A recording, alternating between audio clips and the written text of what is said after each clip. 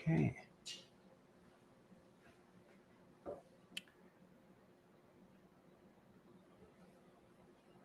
Cool. Well, I'm waiting for everybody else to jump in before we start. How you doing, Cecilia?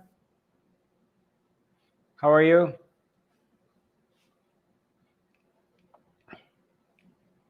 How are you, Roshanak? Thank you. How are you? Good. Yeah. Welcome back. Thank you. Nice to see you. Nice seeing you too.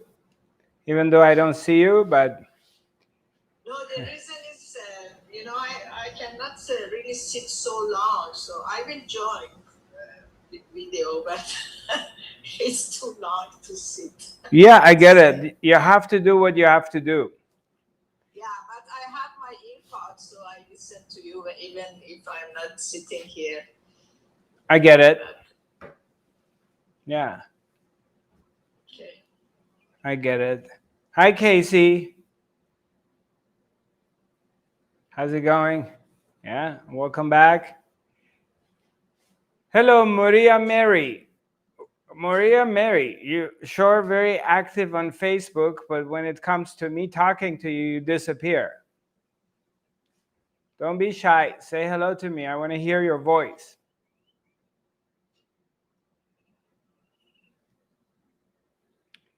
All right. Okay, it's 10 o'clock. So, I'm waiting for everybody else to jump in on the Zoom, and then we're going to get going. Any ideas, Miss Hilde, what to talk about today? No, actually. No idea. What about what freedom really is? I know we've been talking about that before, but... Hi, Artie. How are you? Nice to see you, Artie.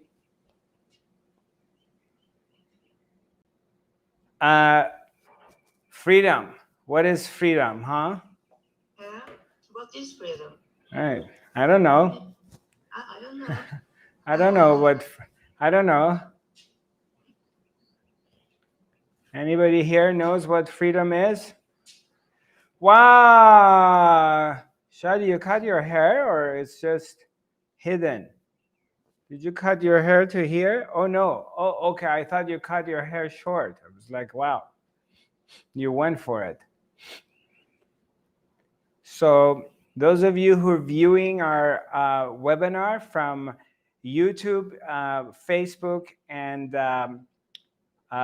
Twitter, as well as Instagram, just the best way to communicate with me, if you do come and join us from my website, you can sign up on the Zoom meeting, and then that way we can see each other, and I can talk to you and you can talk to me, and I can answer your questions. Otherwise, I only have one computer screen in front of me, so I can't go back and forth between different platforms. So the best way is that you come on my platform so I can talk to you here. Otherwise, you're going to have to write an email to me at info@zarathustra.tv. And then we'll go from there.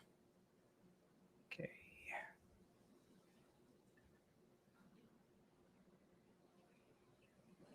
All right. So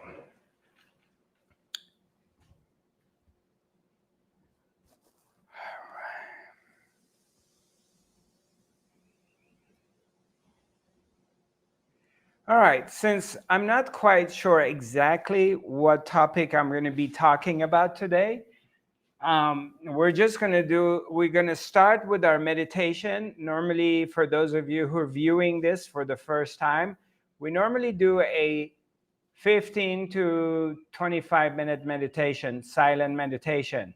That's to get us centered and awaken our senses so we can truly listen and hear, because there are a lot of people that they're listening but they don't hear because they're very busy thinking about other things. And that's what happens normally when you start doing meditation, because your mind goes to everything else that you need to do except diving into the silence. So, what we're going to do is we start with the meditation, and it kind of gets you into this place. And the idea of just doing the meditation in the beginning of our webinar is to center you. Excuse me for a moment. There's something making noise. I need to fix it. Just one moment.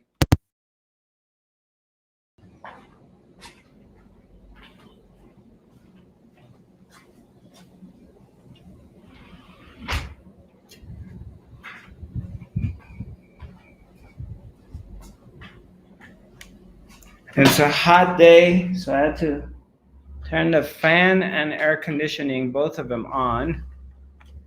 It's getting hot here. So let's get this baby rolling too. Okay, good. Cool. So we're going to do this very simple meditation. What you do is you simply turn your attention inwards and look inside. Instead of looking outside, just turn your attention inwards. And if you're thinking, you're having a stream of thoughts happening in your mind. So these thoughts are passing through your mind. And why don't you just follow the thoughts to the source? See where they're coming from. Bring your attention on your thoughts and follow them inwards and see where do they come from. It's not a thinking process. This is simply an observation. You're observing and tracing your thoughts back into their source. Okay? So take a look. Check it out. See where do they come from. And most people, most of the time, when they do this, their mind becomes quiet. They fall into silence.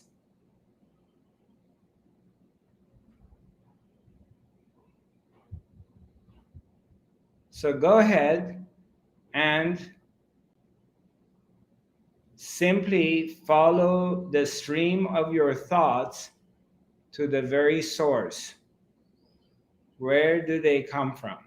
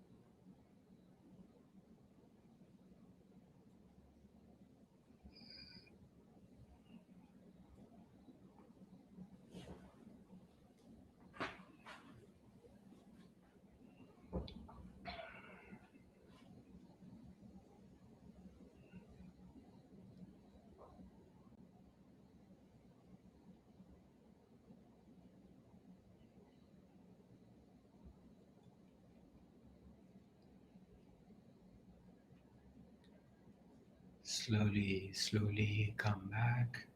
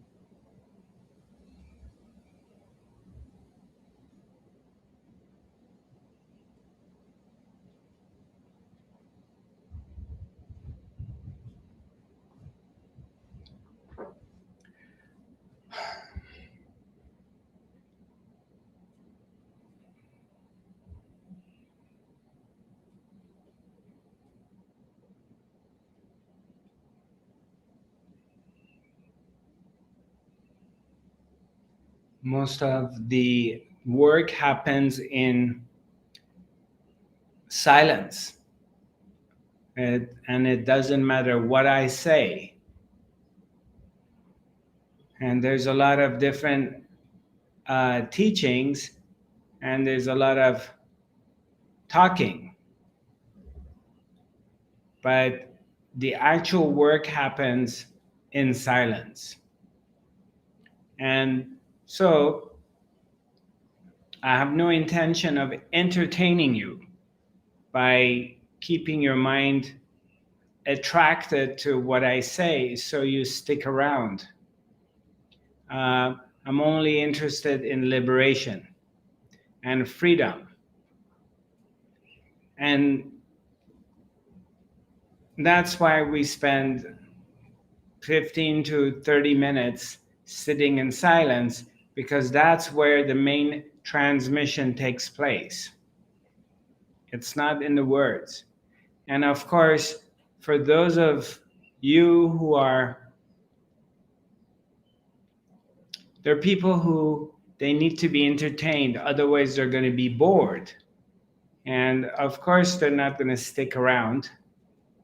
They're attracted to teachings that entertains the mind. It's attractive. The teachings are attractive as far as, yes, let's learn how to manifest a partner. Let's learn how to manifest and attract anything you want in this life.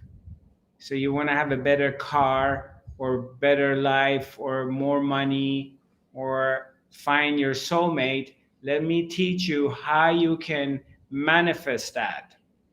And in that teaching, what happens is it's going to reinforce and strengthen your mind,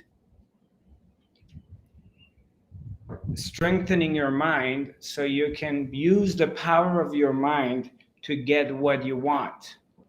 And that teaching is very attractive right now in the world. It's the pseudo spirituality. But the pseudo spirituality has never created and produced any enlightened being. There is no freedom, there is no liberation in it. You only stay this, you remain in slavery because now your mind is very strong and you keep thinking and worrying about the world. This teaching is the opposite. We have zero interest in entertaining your mind. Zero. I have no intention of doing it. I'm here to get rid of it. It means to cut your head off, to get rid of the ego, the one who wants to be entertained, the one who thinks needs to be liberated. The mind can never be liberated. It's impossible. It has moments of satisfaction when it gets the object of its desire. I'm going to repeat this part. The mind has moments of satisfaction when it gets the object of its desire, whatever the object is.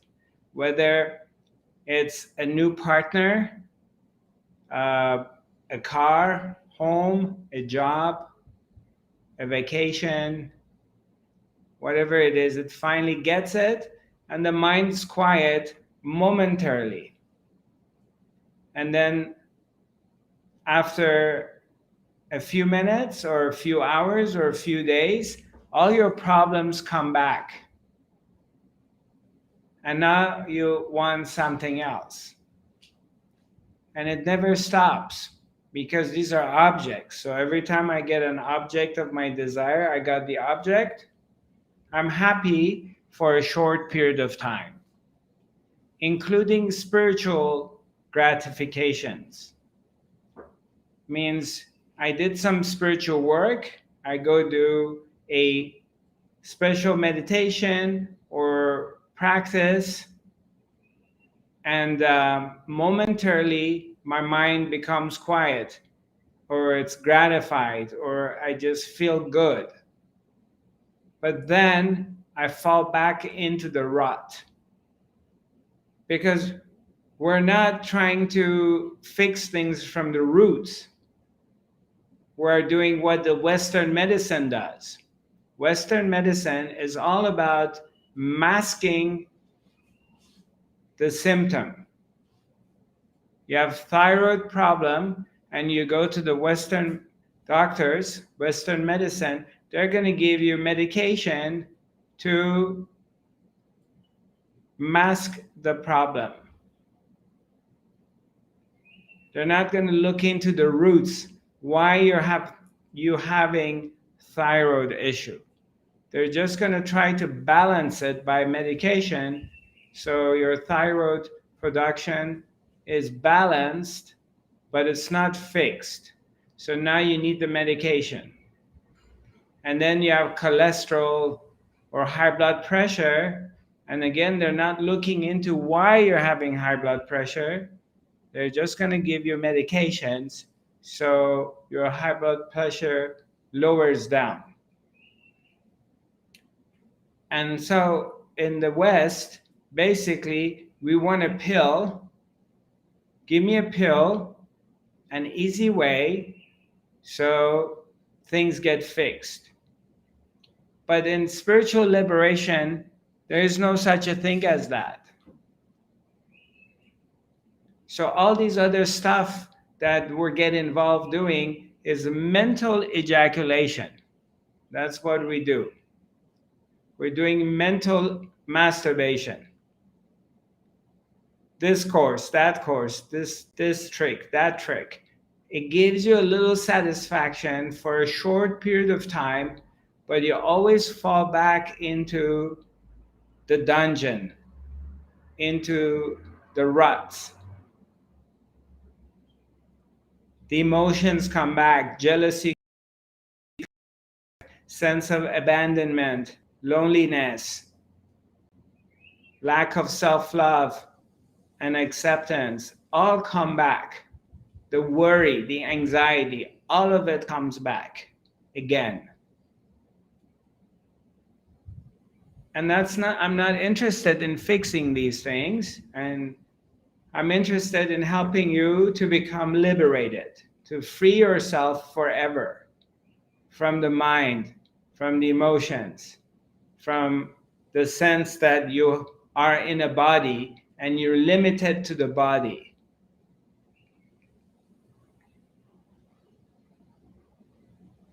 So yeah, it seems boring because we're sitting here and we have our eyes closed.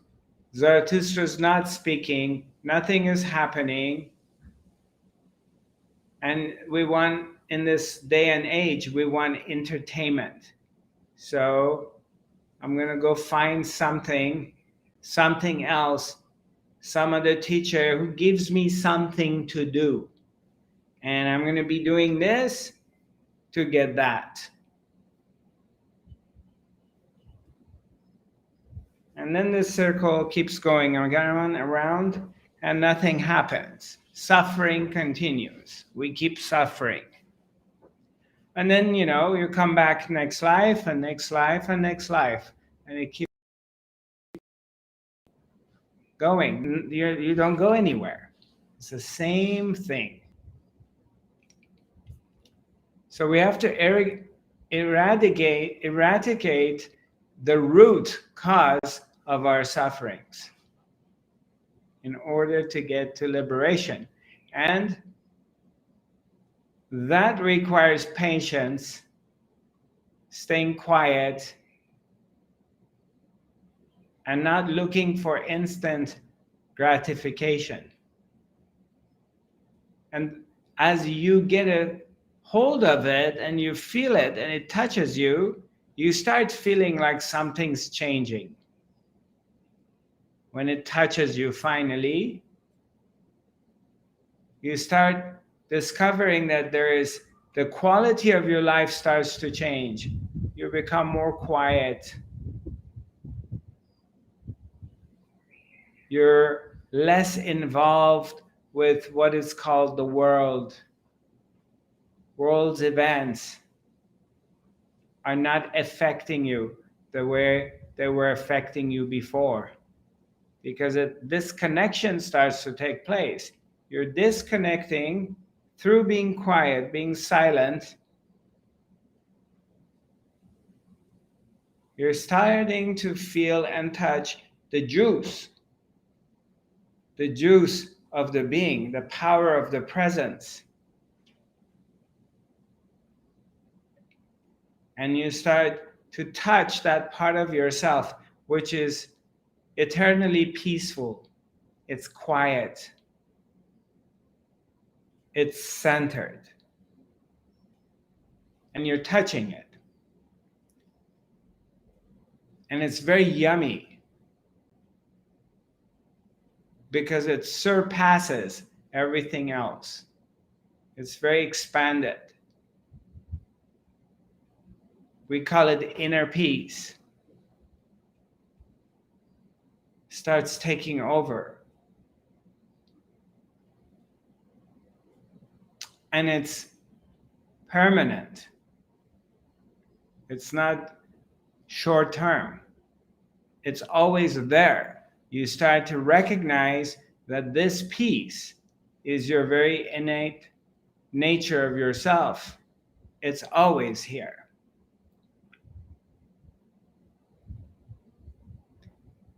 And you don't have to do anything for that. You don't have to cut your hair short. You don't have to color your hair. You don't need to wear feathers, crystals, a red rope, malas. You don't need to go to India. You don't need to become vegetarian. Or if you're vegetarian, you don't need to eat meat. You don't have to give up your glass of wine at night, or if you smoke cigarettes, or whatever. You don't have to do anything. All you have to do is learn to be patient and be quiet and not look for instant gratification. In the world that everything's fast. Everything's fast. Even relationships, marriages, they're all drive-through. Marriages become, you're driving through Starbucks or Burger King in your car. Stop, get your burger and French fries and drive. Marriages are like that too. Get married and together for a year or two, and boom, divorce. Because you want instant gratification. The mind wants that. The moment you hit a bump and you come across any challenges, you want out because you don't want to work on it. Everything's fast, everything's going in that direction. Now, those few who pop out of it, then they start realizing that, yeah, you want marriage to work, you need to hang in there.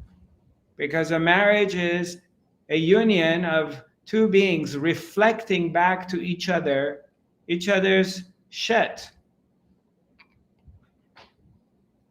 and good stuff.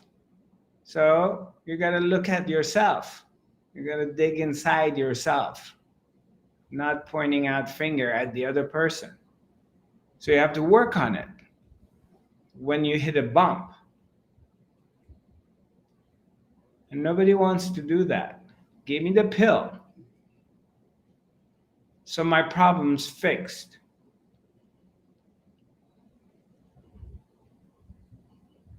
Or I remember in my healing days, people would come to me and, Zarathustra, heal me or put your hands on me and fix me. Well, yeah, that's a part of it, but what about your diet? You got to change your diet. What about the fact you're smoking 40 cigarettes a day? What about all these pills you're taking, medications, all the stress that you put yourself through? You have to also change.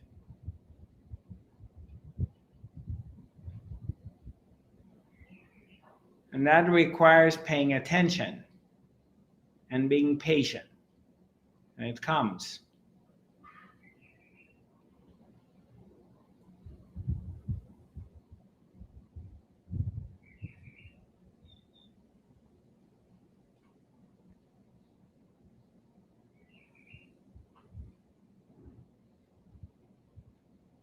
What is this silence that we are all over the world and all it requires is just being quiet and diving within, and all of a sudden, regardless of time and space, regardless of how far we are from each other and we're in different time zones, we all feel the presence. You fall into the groove. You start feeling the bliss and the love and the presence of Her Majesty, the Supreme Being. All of a sudden, God takes over. God touches you, kisses you, caresses you, dances around you, plays around you, and fills your being with joy, silence, bliss, and a deep sense of all is well. Why is that happening? When we sit together in silence. How is that possible? But it happens. I know it happens. I know this transmission takes place. I know, I can tell with a lot of you when we're sitting and we dive into the essence of our being, you are touched. You feel it. I feel it. Because it doesn't understand borders.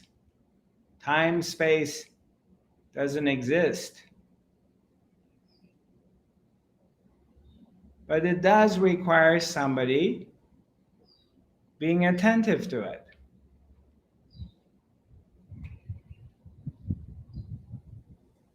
And it starts to grow.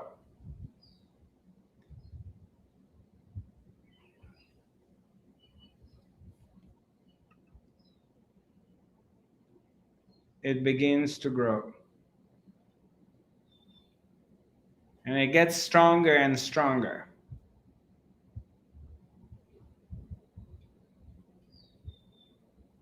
The power of silence is beyond our imagination.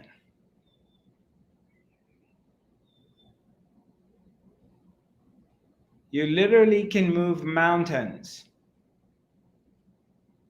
by the power of silence. It's that powerful.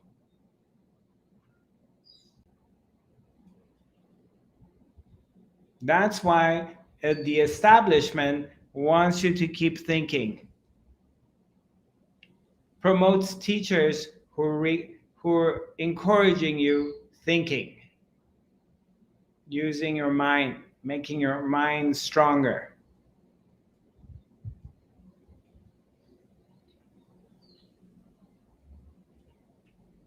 The stronger is your mind, the more of a slave you are. The more quiet you are, the more free you become.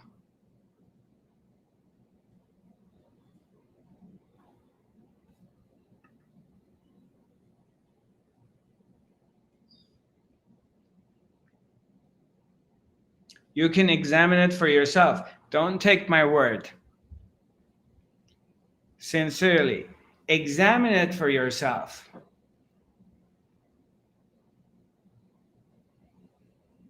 Practice being quiet and being in silence and see how much you start feeling better.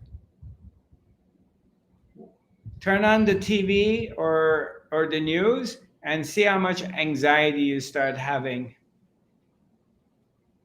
Get into worldly conversations with your friends and immediately you start feeling bad. Sit in silence, be in the nature, hang out by yourself, be in the presence, get out of the mind, and then all of a sudden you feel so good. You're happy. You don't have to take my word for it. You examine it for yourself and see the difference. Take the courses, the workshops, the training programs that are helping you, activating your mind, getting things going, teaching you about visualizations, affirmations, and see, you can't sleep at night. You're here just kind of, you want to go crazy. I remember the first time I watched the movie Secret, and I followed the instructions, and for 2 days I'm just trying to manifest things as they're teaching, and I just couldn't sleep at night. I became miserable. And then at one point it was like, forget about this. I don't need to keep all these positive affirmations all the time. It's too mindy. I do a lot better in my own natural state, and I do a lot better when I'm quiet. It's like my body was basically rejecting it. And I'm not insulting the movie Secret. Don't take me wrong. There's a lot of good stuff in it. I'm just sharing with you my direct experience that what silence does, what it brings to the table, and how it's changed my life. And I know it works. But it's not entertaining. You want entertainment? Go into Netflix, HBO, or whatever. Or turn on the news. It's full of entertainment. The world is on the verge of the war, US and the Soviets and and Bitcoin is going to collapse, or real estate is going to collapse. It's full of entertainment, full of stuff. Fills you up with stuff. It's blah, blah, blah, blah, blah, blah. Same story. Same shed, different flies. But it's the same shed.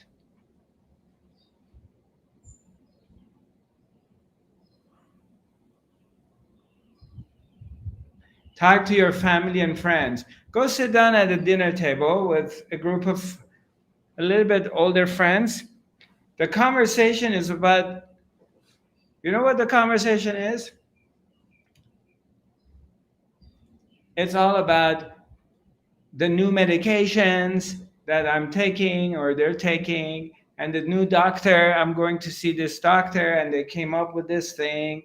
And the conversation, out of maybe 2 hours, an hour and a half of it is all about the new doctor and medications and health issues and things like that.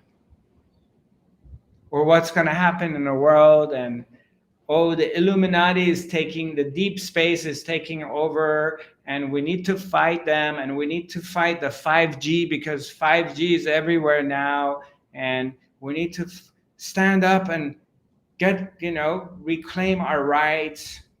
It's all activates your mind.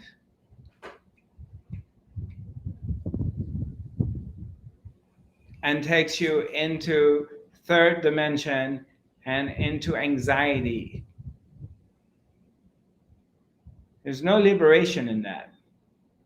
Our forests are being destroyed, our water is getting polluted, our air is polluted. What's going to happen? What kind of world we're going to have 20 years from now on? What's going to happen to my children? Blah, blah, blah, blah, blah, blah, blah, blah, blah.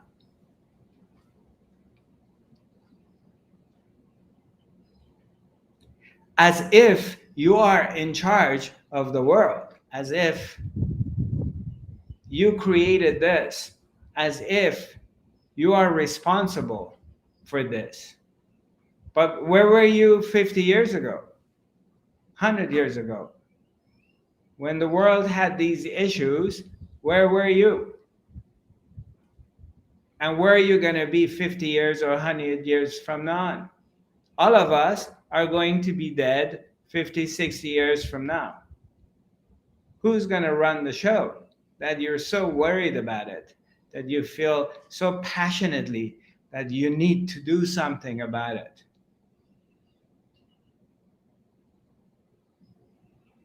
What if we just mind our own business?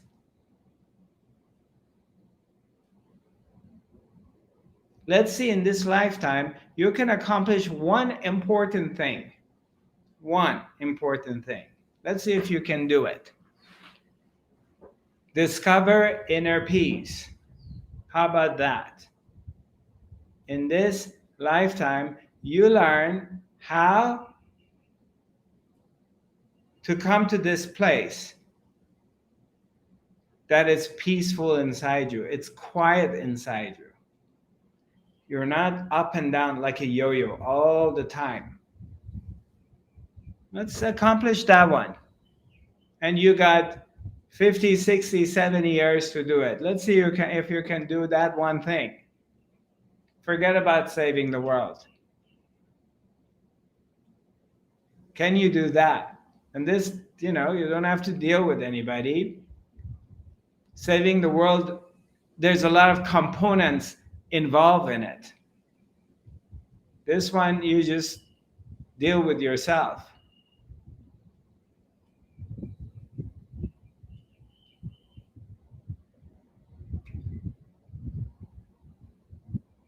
If you can accomplish that, then you are credible to come and tell me what to do. But if you can't accomplish that, I'm sorry, you have no credibility to expect me to do things as you want me to do.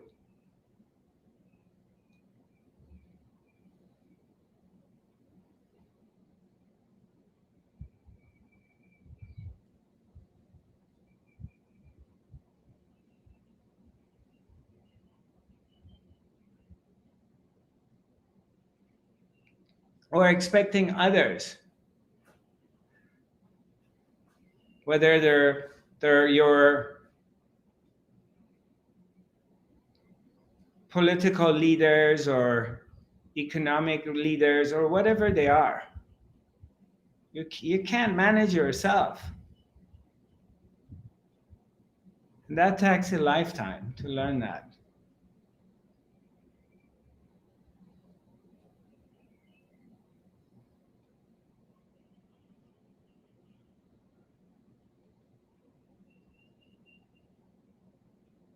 And you may say, well, why is it so difficult? It's so difficult because we're misled all the time.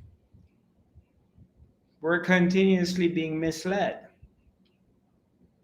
Because there's this deep conditioning that inner peace and coming to the final realization is an object. You have to get the object. I'm only going to be happy when when I find my woman, my girl, my soulmate. When I find my soulmate, I'm complete. So now I'm looking for the object. And then I find the girl finally, and we reunite. But it only lasts for 2 years. It only lasts for 6 months. It only lasts for 10 years. Then what happens? I have to go back on the hunt and finding her again. I'm only going to be happy when I finally have a child. Well, when you finally have a child, now the other issues come with it. Now you're a mommy. Now you're worried about your husband doesn't have life insurance. Now what's going to happen? We need a college fund. What's going to happen if something happened to our home? What's going to happen if the new disease comes? Now the child came and you're happy that you got your baby, but now a whole set of worries coming with it. So the baby didn't bring you any inner peace. You thought it will, because you're looking for it in the wrong place. It's not there. Oh, I'll be happy when I have $5 million. Well, that $5 million is going to come with its issues too. Because now you're worried somebody hack into your account and steal your money. Now you're worried you have to pay taxes. Now you're worried, where are you going to hide it? Now all of your relatives and friends, they're asking you for money. And now you don't know who's your friend or not.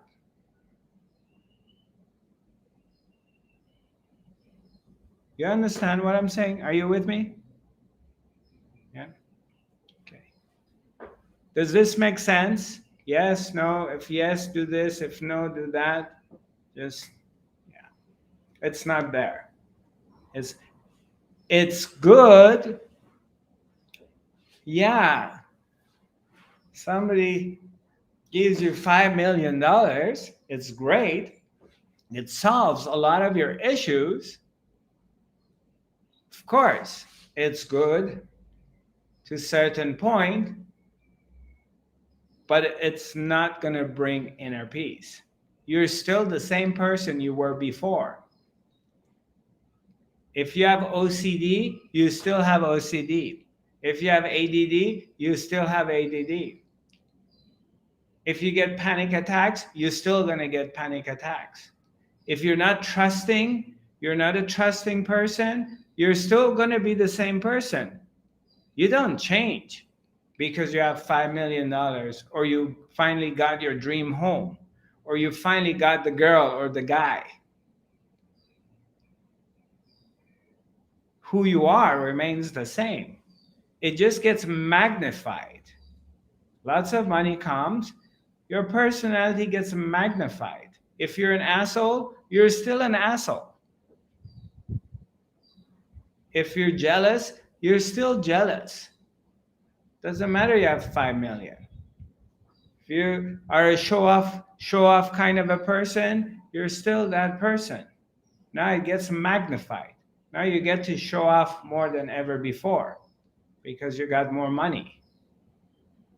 But you're still who you are. And you're still a slave. Because you are a slave and you've been a slave, you just don't know you're a slave, because most of us think slavery ended in America in 1866 after the Civil War. The slavery ended. Slavery didn't end. It just changed its shape.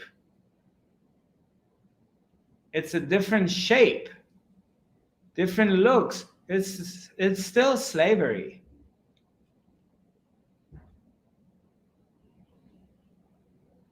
We have been born into slavery, and most of us die being a slave. You're a slave because you think your thoughts, the way you think, your mind is who you are. You think your feelings are who you are. And you think you're the meat. You're this body. This is who you are. These three different fragments illustrate who you are. So you are a slave because they're objects.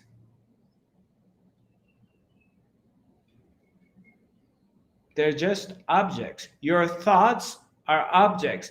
There's no difference between your thoughts and this glass. It's an object, same as your thoughts. They're objects. Why are they objects? Anybody? Do you know why your thoughts are objects? Because they come and go. They're not there all the time. They come and go. And to whom do they come and go? Who notices the thoughts come and go? You. And your emotions, you wake up in the morning, one day you're kind of low, you're high, maybe you're depressed, maybe you're angry, maybe you're horny, maybe you feel lonely. You have these emotions. In the morning, you wake up depressed. By noon, you get some good news and you're happy. By afternoon, you get some other news and you're sad. By evening, you're watching TV and you're definitely depressed or worried, like a yo-yo. And that's how you live your life. And everybody else around you lives that life. And you go to war and you get killed or you get dismembered fighting for the country. You go kill other people defending the land. You hate other people. You hate other races. You hate this and that. You're just a puppet. You don't even know it. But you're very righteous because I eat vegetables and I'm not believing in killing animals, but I drive a Tesla.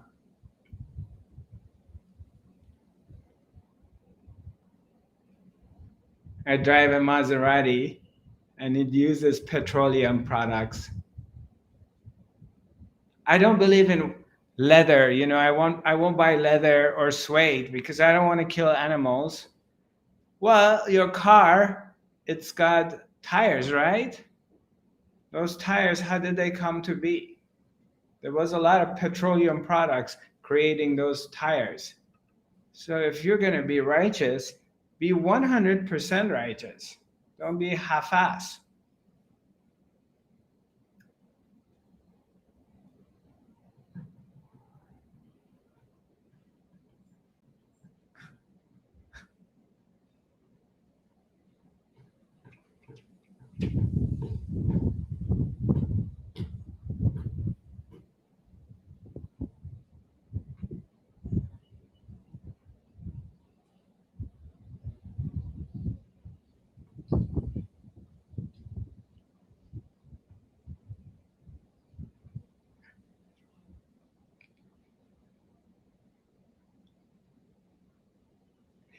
Okay, I'll tell you something funny. The other day, I don't know where it was, one of those days. What happened? Yeah, I had this little piece of chocolate or something, and I didn't have anywhere to put it in. There was like this piece of wrapping, and my fingers were chocolatey, and I want to get rid of this wrapping, and I just kind of mush it, and I look around, no one is watching, so I can throw it away. But I didn't look around, no one is watching, because I was worried about my image. I'm a spiritual teacher. I can't just litter. So I wasn't worried about littering. I was just worried about nobody sees me littering.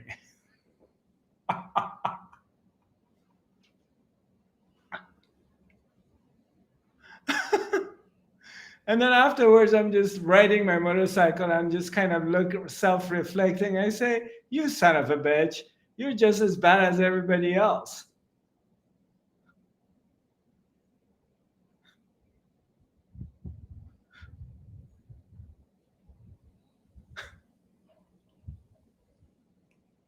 You see how your mind tricks you? What kind of stuff comes up? And how we get into this righteous path that, my shit doesn't stink. I am really like, "Oh, everything I do is right." It's bullshit.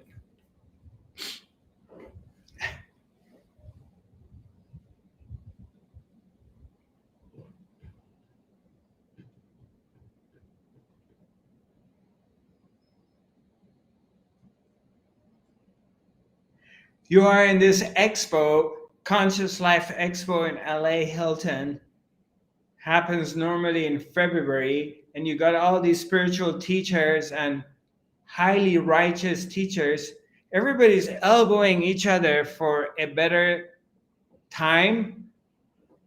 You want to have your lecture in prime time. You don't want to have your lecture at 10 o'clock in the morning on Saturday. You don't want your lecture to be on Sunday at 5 o'clock in the afternoon, because most people are gone. And you're a spiritual teacher and you're just teaching all these beautiful stuff, but you're all elbowing one another.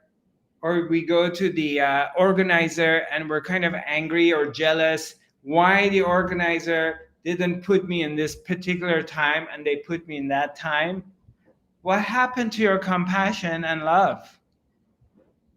Zarathustra, you're teaching compassion and love and da, da, da, da. What happened to it?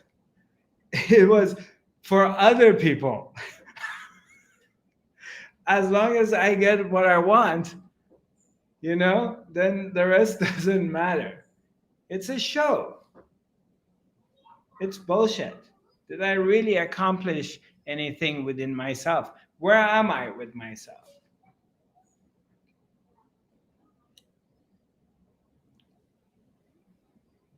Awakening and realization, you start to see these things and noticing these things, because we're just used to pointing finger at other people, and we're just used to getting the objects we want. Real inner peace, real detachment is like you're totally surrender. And okay, they made a mistake and they didn't give me the good time and they put me in a shitty slot. Yeah, I'm not happy. I may express it to them, but I don't bend out of shape if I'm evolved and I accept existence giving me exactly what I need, and existence going to take care of me. Doesn't mean I'm super passive and I don't express my emotions or don't talk about my rights, but you have evolved into a different level.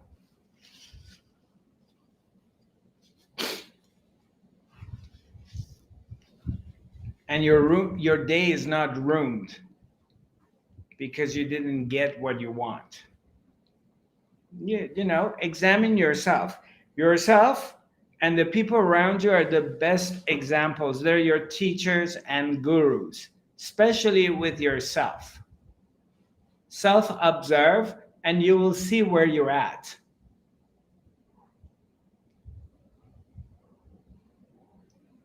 Because we're very good at watching other people or mimicking them or following them. and we spend very little of looking at ourselves. So where am I on this evolutionary wheel? Where have I arrived? The moment I'm with a partner and she talks to someone else, I'm just getting jealous and contracted. The moment I have to wait for 5 minutes for somebody, I'm getting angry.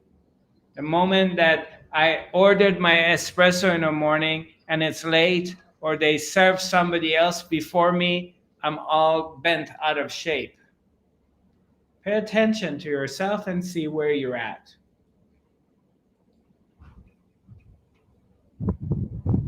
Because you're the best example for yourself. You find a lot of things.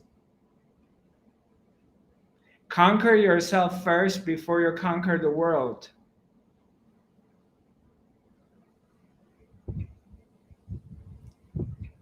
Learn to be quiet.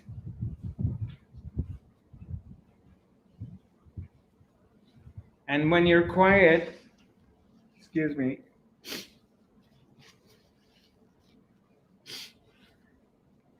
when you're quiet, your senses, everything starts to get stronger because now you can hear. Now you can feel. Now you can really communicate with other people because you're listening, you're observing, you're paying attention. You're in harmony with the nature, with your surrounding. You develop compassion for other beings because you're quiet and things go in. You're not in this place of busy anxiety. You're not operating from a lower chakra, from your root chakra. That's always in a survival mode. And it's nervous and operates from anxiety. You're centered. And then the quality of life changes.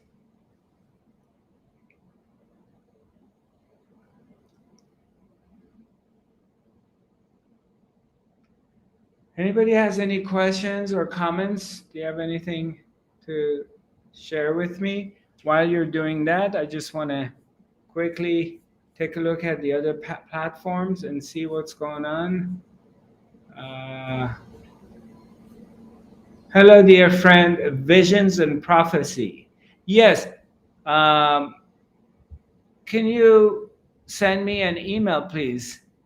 info@zarathustra.tv. Yes, thank you. I would be honored to be interviewed by you. Can you send me an email, please, so we can communicate via email, and then I'll send you my information. Thank you. Thank you for asking. I appreciate it. info@zarathustra.tv.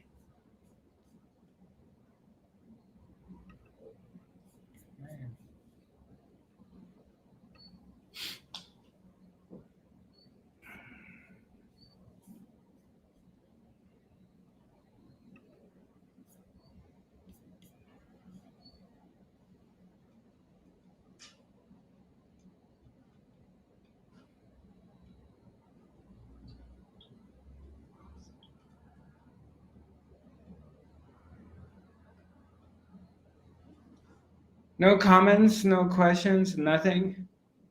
Now, but I have a question. Okay. How deep can the silence become?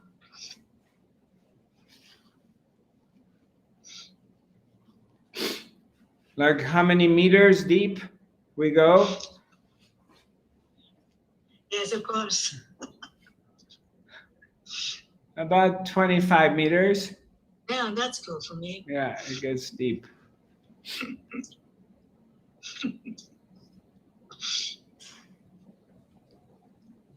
It gets deep enough to a point that it takes over. Yeah.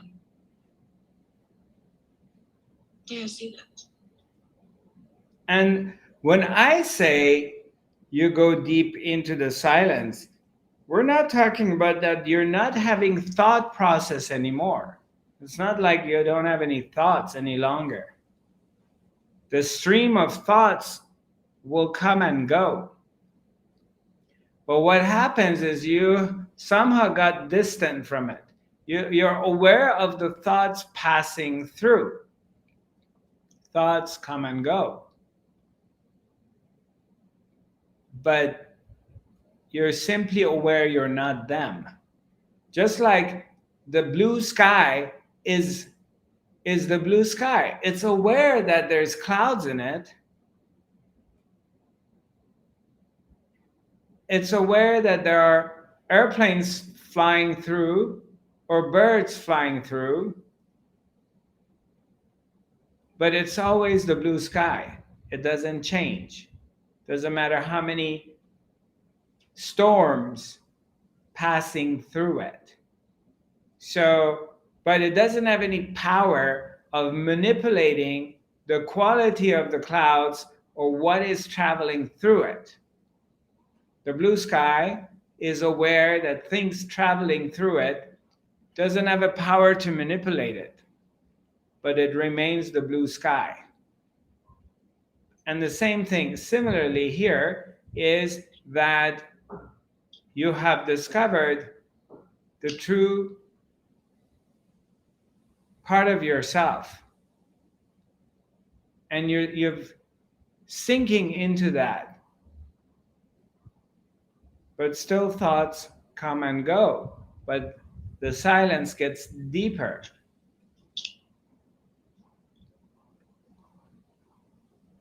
And the silence also understands sometimes there are no thoughts passing through, and there are sometimes thoughts passing through.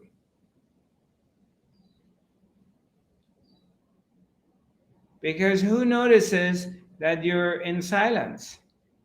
And who notices that you're mind fucking? Who recognizes that?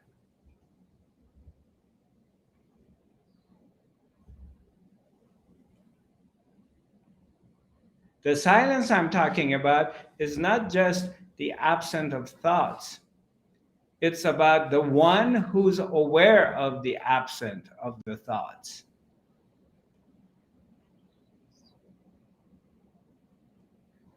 Absence of absence and absence of presence.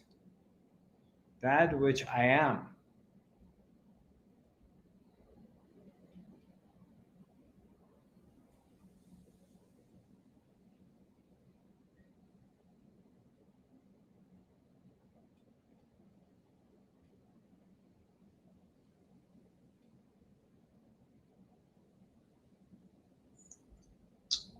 Isn't it also true that when you change your inner world, your outer world changes?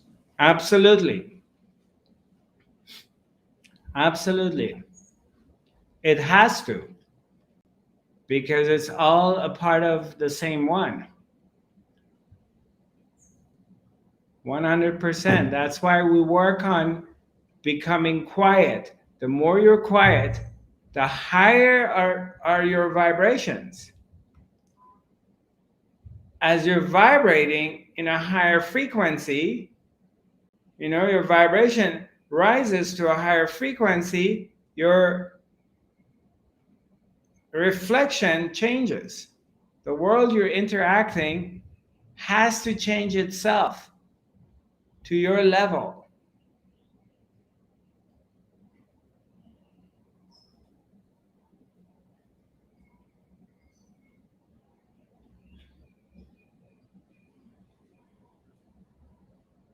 Ramana Maharishi was in absolute silence throughout the whole First World War, Second World War, the revolution, the independence, the fight for independence with India, separation of Pakistan and India.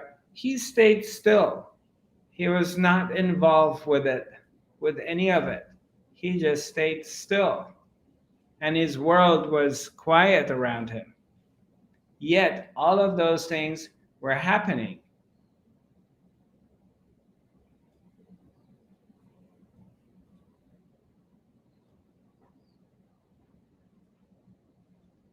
All of that stuff was happening, but it wasn't affecting his inner silence. He was just still, no matter what was going on outside. And consequently, there were thousands of people sitting with him because he was animating peace and silence to his surrounding. So people were attracted to that in the midst of the craziness, in the midst of the chaos.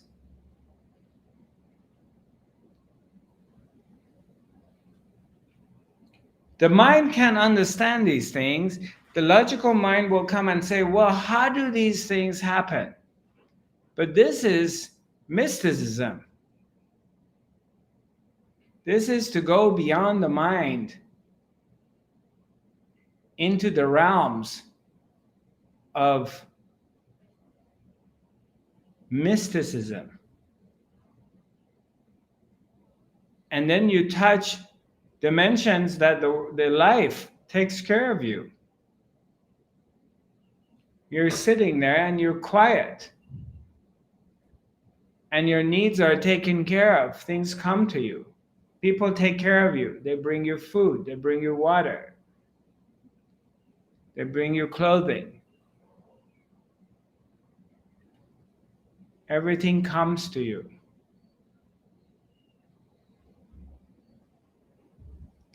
But the logical mind cannot understand it. How? How is that possible?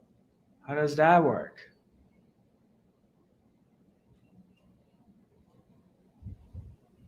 But it works. As it's working right now, as it's working today, we're all taken care of. We're all being fed. Our needs are being taken care of in a magical way.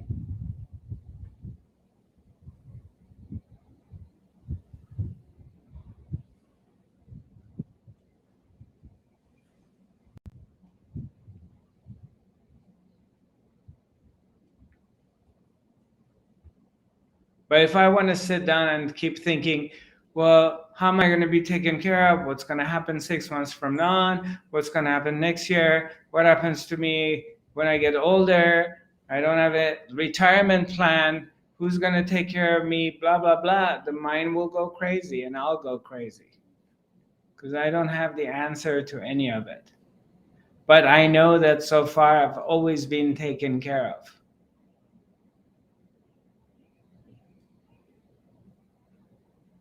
Somehow I survived 5 near-death experiences. Somehow I'm still here. Something's been taking care of me. I trust in that.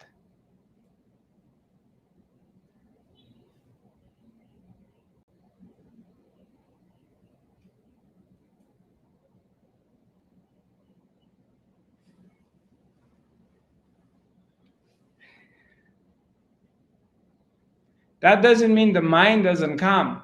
That doesn't mean doubts, questions do not arise. Yeah, there are times that there are moments like the mind comes. Doubts come. But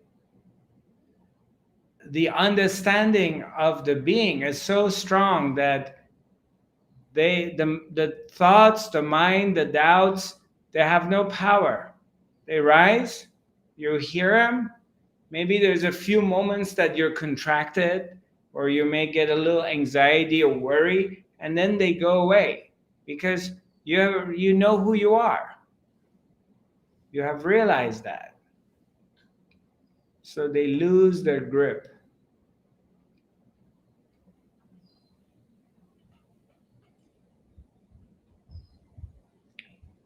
Any other question?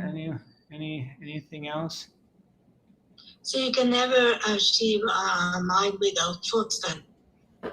So, what's that? You can never have a mind without thoughts. The thought will come and go no matter what. Well, the nature of the mind is thoughts. That's its nature. And it could be innovative. It could be very useful when you tap into your working mind and you're using your working mind. It's necessary. Yes. But it's different than the monkey mind. Because the working mind is all here and about practicality of tying your shoes or locking your door or sitting in front of the computer and booking a ticket from Oslo, you go to Copenhagen, and then you fly to LA, and you have to figure these things, whether I want a window seat or an aisle seat, getting yourself an Airbnb. This is your working mind. You're using it. Yes. And it's always here. It's the monkey mind that's running loose, and we have no training about it, how to deal with it. So it just drives us crazy. Yeah, go ahead, Roshanak. Yeah, and I just want to add that not having attachment to those thoughts and seeing them from not, because yourself, you are not the thoughts. You are more than that. You are the awareness, right? So I'm sorry. Can you? I apologize. Can you say that again? I didn't really get it.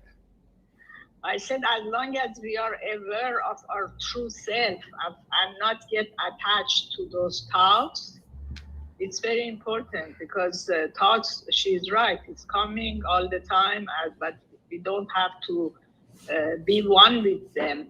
Just look at them as a clouds coming and going, and be aware of our present state. Yes. Yeah, you're aware of these thoughts. Yeah, just being aware and not get attached. Yes.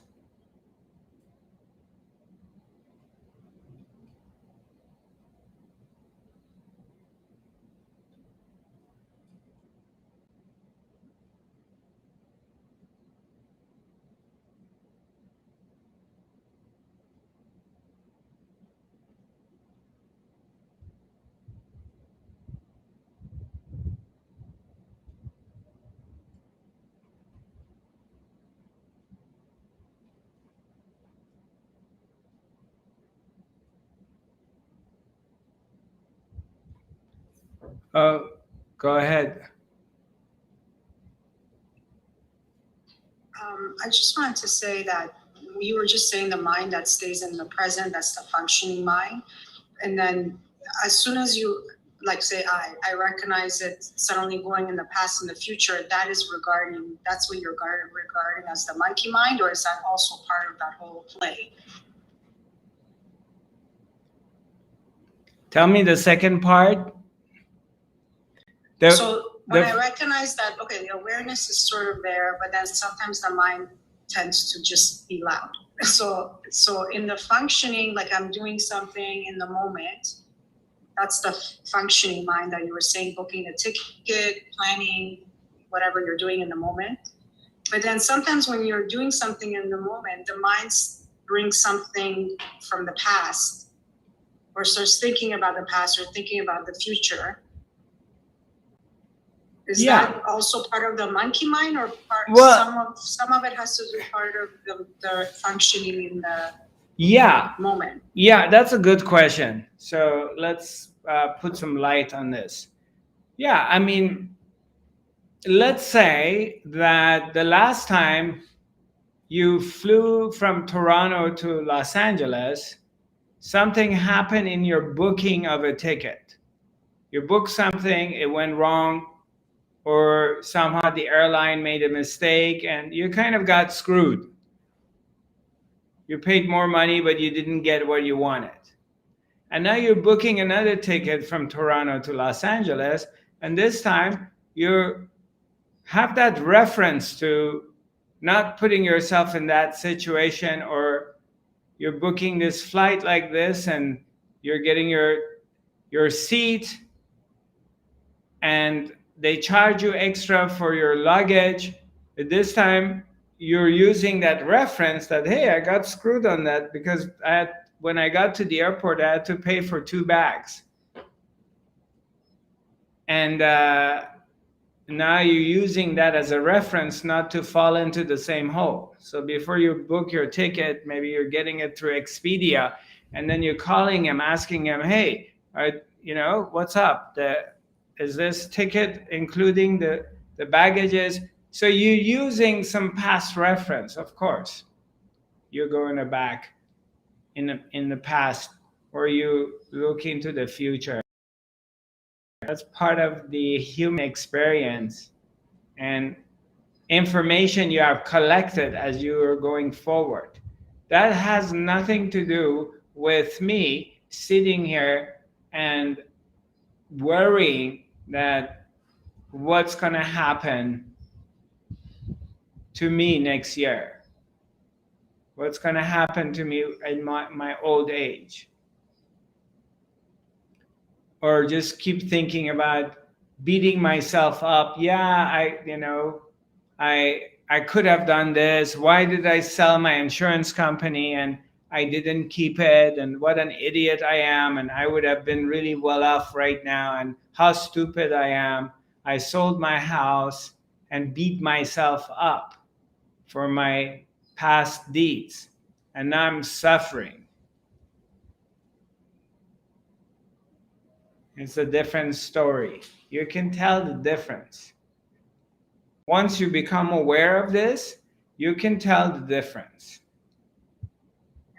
Whether you're in your working mind or you are mind-boggling. Is that good? Yeah? Yeah, Okay. thank you. Yeah. Go ahead, Roshanak. Yeah, you once told me something that it was extremely helpful for me. You said whenever an emotion comes, like anger or fear or this, that, you just say, hello, anger, hello, anxiety, Right. hello this, hello that, and you just watch it. And you taught me that, actually. Yes. That, don't get attached to it and just let it go. But be okay with it, so don't panic. Right. That's a part of the life training. That's a part of the life training program that I do. Yeah, it was really great. I recommend everyone, if you do that, I recommend everyone to take that with you. Yeah, and this part is actually having tools of when an emotion comes. Because most teachings out there is about suppressing your emotion or getting rid of it and not feeling it. And here is that we acknowledge the emotion. So anger comes, I can't help but not be angry. Somebody did something and they pissed me off and I'm angry. And I can't help it not to be angry. So you feel it, but you acknowledge the anger is here. And in that acknowledgement, you are not anger any longer. You are the awareness of it. Your body, your mind, your nervous system is experiencing anger, but it has nothing to do with the witness. So once you acknowledge the anger doesn't last very long. It just goes away. Or depression. Let's say I wake up in the morning and I feel depressed. All I do is I tell myself, depression is here, depression is visiting me. So I'm not resisting not to be depressed, because if I resist it, it's going to persist. I'm simply aware that it's here. And by acknowledging it, that it's here, you feel it, but also in the meantime, I'm not it. So then it goes away. And that's what it makes that life training program such a valuable training, because we really gives me a chance to get into it with my students and really take him one step at a time in this training to liberate us, liberate you from, because nobody's teaching us this. No one tells you what to do or how you deal with it, because they just don't know. They think you need to take a pill or go see a psychologist or take an anger management course, but they don't tell you how you can deal with it. So that was a great thing you brought up. Thank you.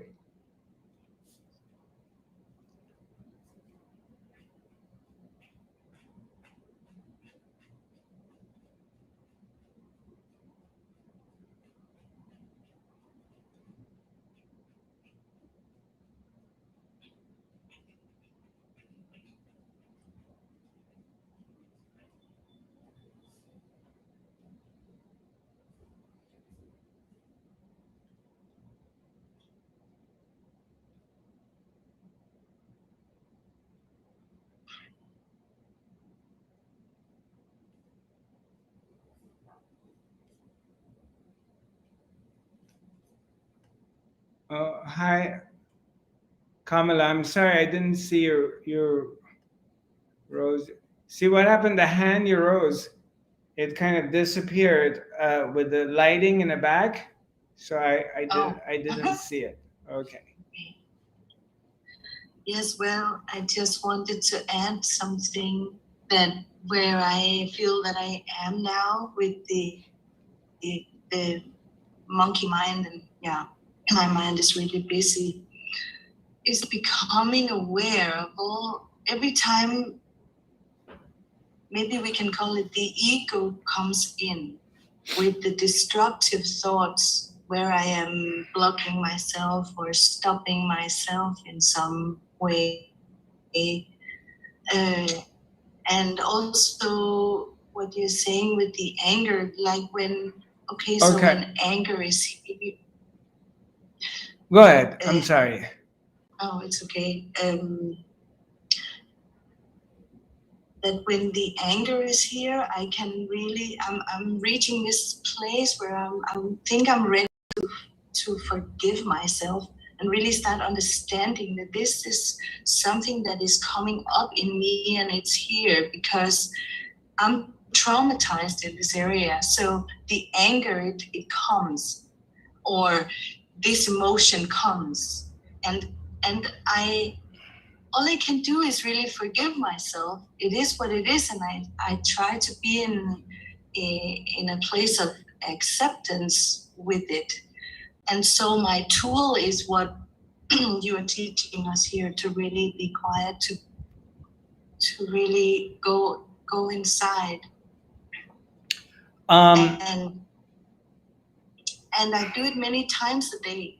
Like every time I feel the monkey mind, it comes, it starts saying things, convincing me of this and this emotion or truth about myself. What I really do is I become quiet, and it's everywhere. It's also in doing the laundry or being a mother or driving my car. I just become quiet, and I just really try to become aware of the observer of what is behind all of the noise. Yes. It's great. You're getting it. You're aware of it. Because the thoughts, they're so, it's like I've really come to realize how I'm all the time destroying myself. It's like the ego wants so much, or whoever it is, it's my programming, it's my way of thinking about myself and about everything. Right. And it's really hindering, or I don't know. The only thing that works is really to become quiet. If you can. Yeah. Yes. Yeah. To basically is simply becoming aware of this storm happening in your mind, because you may not be able to quiet yourself. The storm is too strong, the mind is too strong, and it's just all these thoughts of and you know, blaming you, or telling you what an idiot you are, and this is the same again, you're doing the same thing, and you're so stupid, and you're and you're not pretty, and you're ugly, and you're this and you're that. All these thoughts come very strongly, and you can't stop it in that moment. When there's a storm happening, what can you do? It's raining and hail coming and snow is coming and it's windy. What can you do? You can't stop it. So, but if you acknowledge its presence, in acknowledging that, all of a sudden something shifts. In acknowledging that the storm is happening means what? Means I'm not the storm in my head. All these thoughts coming to destroy you, or how stupid you are, how bad you are, how horrible you are, you make the same mistakes. In that one moment, even if it's for one moment, you realize you're the awareness of the thoughts. You can't stop the thoughts, but you're the awareness of the thoughts. Then boom, a crack happens and a separation takes place, because there's a moment that you know you're not it, yet you can't do anything about it. That one moment is enough. And then things will pass. They don't stay there. Yeah, the awareness alone, it changes it. It can never be the same. It can never be the same. It may last for half a day or a whole day, but it's never the same, because you know the truth of who you are. Yeah. You know the truth of who you are is silence. So no matter what is going on in the sky, and there's this horrible storm happening, but you know when it's done, the sky is going to be blue. So what can it do? The fact that you know the truth, whatever is going on in that moment has no power over you. Momentarily has the power, but that's it. So you always fall back into who you are. But is then the ego? Because I long for that place. I love to be there. And I get to see my own divinity. And then, oh my God, is that the ego? Now I'm boasting about myself. I see myself as this big light. Is that, what is what? But I think it's pure for all of us. Yes. You're doing a good job, sweetheart. It just takes time. Yeah. It takes time. But what is time? In the span of the eternity, what is 10, 15 years, 20, 30, 40 years?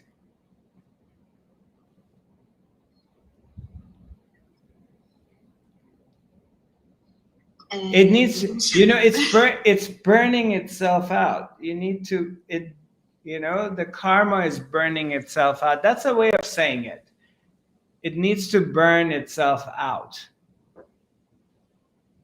And eventually it will. Otherwise, especially once you come across this particular teaching, it's just going to burn itself out, because you wouldn't come across this teaching if you weren't ready. You have to be at one of the last stages in your spiritual evolution to come across this particular teachings. Otherwise, you would not.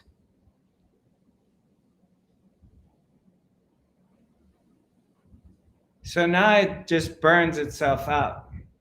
And eventually it will clear. Eventually a deep sense of silence will take over. It will happen. It's in the horizon. You're getting glimpses of it.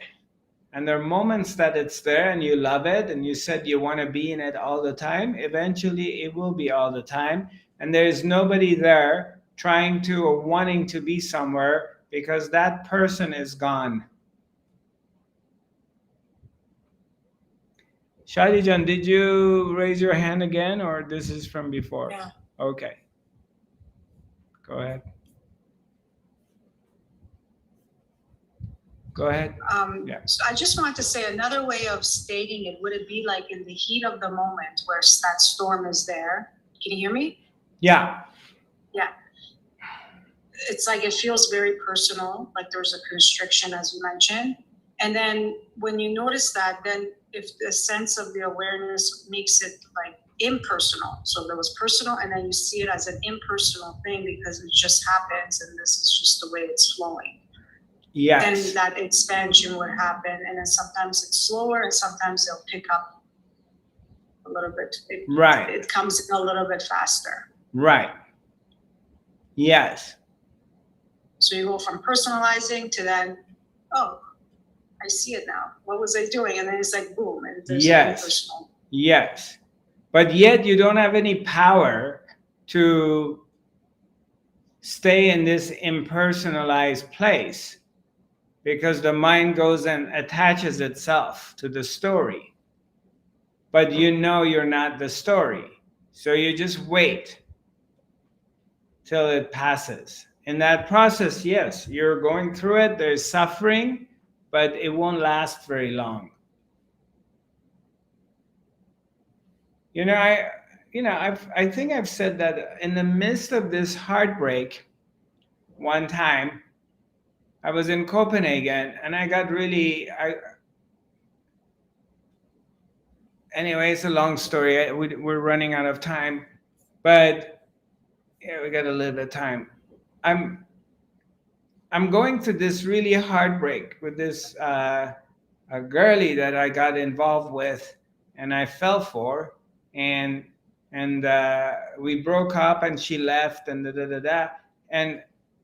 and it happened on a weekend. I was in an expo and then she leaves on Monday, and on Monday I wake up and I'm really like I think I had some kind of COVID. This is like in 2014 or 15, you know, some sort of SAR or whatever, because mucus were coming out of me. I had the horrible fever. My voice I couldn't talk. I thought I'm going to die. And I'm just going through major anxiety and my whole body is shaking, you know, thinking about her. I'm beating myself up. What an idiot, you know. Maybe you express your emotions too much, or you didn't do this, or you didn't do that, or if I had more money, she would have stayed with me. My mind is going crazy. And this is going on for 3 weeks.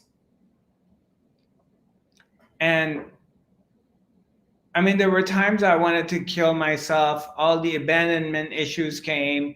Nobody loves me. I'm all left out here by myself. And blah, blah, blah, blah, blah, blah. The mind was absolutely going crazy. The body was super sick. And the emotions were ripped apart. Like anything I did. I would go to a coffee shop to get an espresso. I would think about it. Oh, that moment with her. And then I start crying. You know, I would see somebody else a little bit looking like her. Oh, her. And then I would just cry. And I'm in a tour and I'm teaching too. And everything fell apart in that tour too. Everything was like shit. Organizer didn't really show up well. You know, they put me in the wrong place. After telling him 50 times that I need to have my own place, he just put me in a home with this guy who was a smoker. And I'm saying like, dude, how many times I have to tell you I need to have my own space? I mean, you're not listening. I don't want to. And then they put me in a suburbia. And then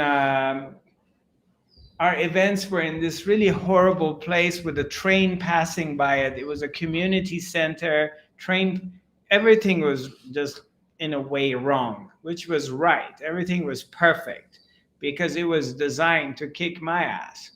So, and to break me down and destroy all my ideas of how things should be. So, but it went wrong in the apparent world. So I'm in the midst of this really turmoil, literally thinking about killing myself because I'm so broken. And I remember I went to the steam room because I want to steam this cold, this virus, whatever it is, because it doesn't go away. So I'm doing hardcore cold water plunges and go to the steam room. Cold plunge, go to steam room. I'm just torturing my body too on top of it. And there was a moment in the middle of this, after 3 weeks, all of a sudden I realized, what does this heartbreak, this emotional breakdown, and the body does to my ability to be aware? And then I realized it didn't do anything. My ability to witness, to have the sense of I am, to be aware, is exactly the same as before the uh, the the break off, the breakup, Breakup. the breakup. The sense of I am, the sense of being, the sense of being aware wasn't more or less. I was aware of a mind going crazy with regrets. I was aware of my emotions breaking down and being in this deep emotional wreck. And my body was broken down, but the ability to be aware did not change. And that was it. In that moment, I started laughing. I remember I was sitting in the sauna and I started just laughing, and bliss came. Oh, the witness remained the witness. I still am. Nothing is taken away from the truth of who I am. And then from then on, everything started to get better and better. And then, I flew from Copenhagen, I went to Norway, and somebody dragged me all the way to this island in northern Norway. It took me 2 days to get there. And they had promised me which it was all bullshit. So now I'm on this icy island in Norway. I can't go anywhere. I can't do anything. I can't even get out of the house because I can't walk because everything's ice. And I'm stuck. I have to face myself. I can't get away. I just had 2 bottles of vodka. That's all I had, and some food. And it's still like emotions would come of poor me or whatever, but the awareness started to become bigger and bigger as far as I am. I am was there before the breakup. I am was there during the breakup. I am is here after the breakup. What can any of this do to I am? And the sense of freedom started to get stronger and stronger because the truth started to take over.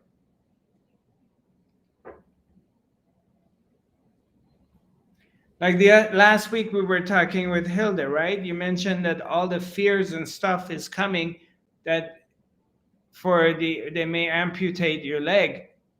But what does it do to the sense of I am? Are you less I am or more I am? It's the same I am as it was before. That never changes. The sense of I am, the ability to be aware, never changes. they cut all of your body, you're still here. They take all your money away, you're still here. All of your family leaves you, you're still, the I am remains the I am. So now if you bring your attention on that part that never changes, versus you put your attention on what changes. That's why we suffer, because we identify with the wrong thing. And that's what happens in awakening. That's what happened to the master. The master realized, I am. It realizes he, she was never born and is never going to die. It's always I am. Nothing can touch that, ever. And that's where freedom comes.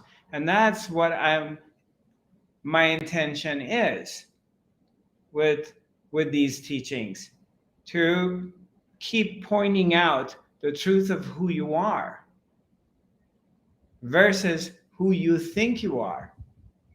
That's why we're not doing any mind exercises, because it just reinforces the false sense that you are someone. The mind gets stronger and it identifies you more to who you're really not. That's why silence is gold, because it brings you back. Why you feel so blissed out and groovy when you're sitting in silence and you go beyond your mind? Why? Because you fall into the truth of who you are. I am. That's why the bliss comes, the joy comes. Makes any sense? And I'll go over this 1,000,000 times if I need to make sure you get it, to make sure it clicks, it penetrates. If I have to say this 1,000,000 times, I will say it. Did you have a question, Marit? You wanted to talk to me, or you're good? Yeah. Did you? No? Okay. Very good. We have come to the end of... Yeah, go ahead. To say something. Yeah, go ahead. You said bliss. Lots of love come too, in your being. Lots of love, self-love. Not self, the ego part, but the like that I, the true I. So you feel lots of love too. Yeah. Like we did a lot of exercise together. Yeah, exactly. So it was really good. Yeah. And it was perfect because, you also needed some time to separation. We went through the life training program, and you needed some time to digest things because it's a lot. And now you're coming back. And it seems like you're coming back with a different awareness. There's like, and in the beginning you said you're not going to be sitting here for 2 hours, but here we are. You are sitting there. No, even though I don't see it, I have if I listen to you. No. Yeah. Or then after some time I go later and I see it in Instagram or later. When I would go to Master Punjaji, I couldn't handle more than 2 months at a time. And then I had to go away, and I couldn't. It was too much. Too much of this intelligence, of this presence, of this beautiful awakened master. But I was too young. I was an egg. I just couldn't grok. It just wouldn't, it was just like, wow. I had to get away and just go away and to just process it. And it took another 30 years before it really clicked. And even after it clicked, it wasn't like the master, the Grand Master, left me alone. Because I came aware of the fact that I'm not my body, I'm not my mind, I'm not my thoughts, and I'm not my emotions. That happened in 2011 in September. And then my whole course of teaching started to change. But in 2014, they were like, okay, you are teaching these things, my boy. We're going to make you fall in love with this girl. And then we're going to take the girl away from you. And let's demonstrate the teachings. Let's see you really got it or not, Zarathustra, before we send you back in the world and preaching these things to other people. So they just, boom, hit me really hard. And it was like, okay, demonstrate it now. And of course, I went like, you know, but I needed it. So it's not like you're off the hook. Every level you go, the Grand Master may come after you to say, okay, let's see where you're at. Let's test you. Yeah, our challenges, our lessons. Yes, exactly. That's right. So it's very nice having you. Very nice having you here. Very, very good to see you. I look forward to our next encounter. And yes, I am working on setting up an online workshop towards the end of April. And I am working on the retreat as well. So be patient with me. We'll see what happens. Thank you for your love. I love you very much. And I look forward to seeing you soon. Again, my email address is info@zarathustra.tv. My social medias, Zarathustra 5D, and my website is zarathustra.tv. Look forward to seeing you, sending you my love. And if you feel like forwarding this message to any of your friends, go ahead and be well. Take care of yourself. Don't be too hard on yourself. And I'll see you next week. God bless. Namaste.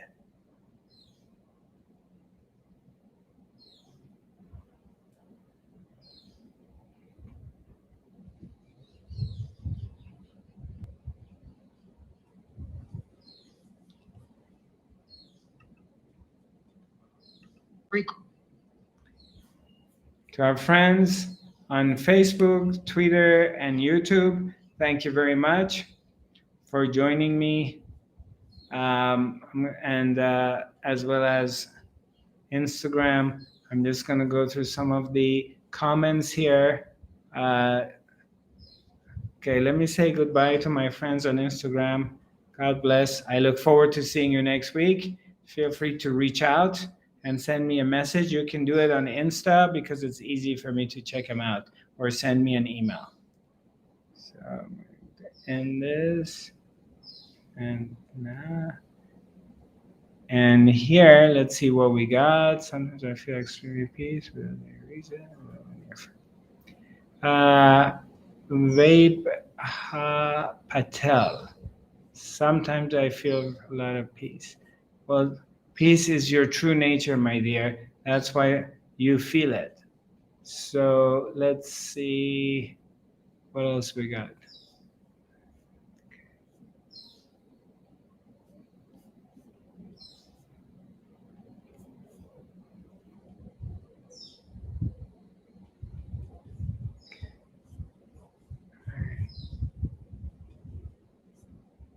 Okie dokie.